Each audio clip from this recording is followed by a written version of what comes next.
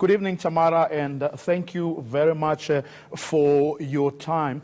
It does reflect, one should say, on how poorly the state is managing this portfolio, doesn't it?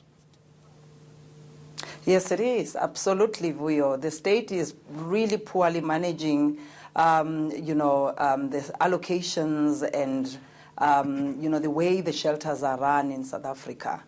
I must say that for the Commission for Gender Equality, we conducted these investigations based on the complaints that were submitted by the people who were provided shelter in the shelters. And we then decided that we need to do a closer look and do almost all the shelters in the country in 9 provinces.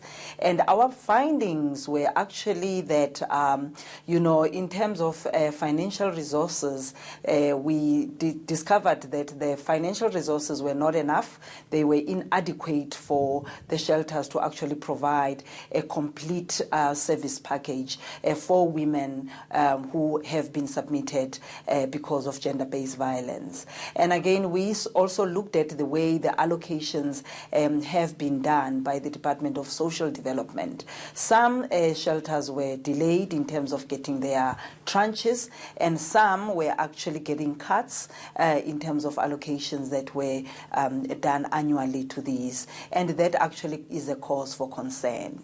We further looked at, the entire service package. Because of less funding, you will find that the entire package of services that were due to be provided to a woman who has been abused was not enough. Some women were not getting medical attention, and some women were not getting adequate psychological assistance in the form of counseling.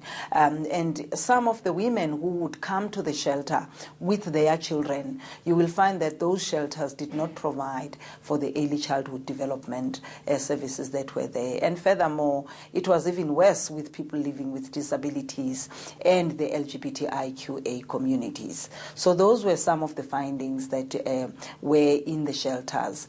I'm not talking about the infrastructure issues of safety and issues of, the basic services that women were encountering in those. So those were some of the findings, and we have actually coined some recommendations around the findings that we have.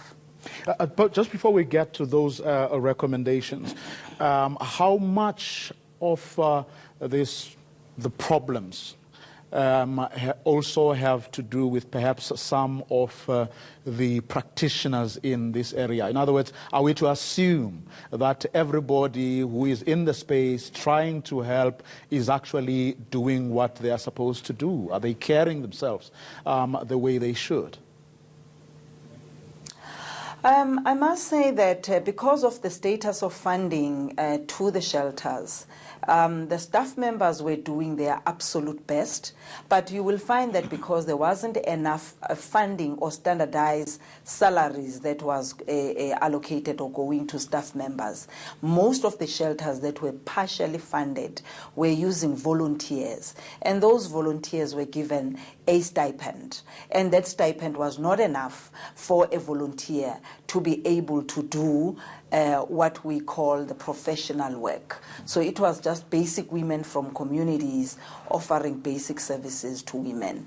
And you will find that the professional services that were due were suffering. So I must say that services were provided, basic services, but even the salaries themselves were not standardized.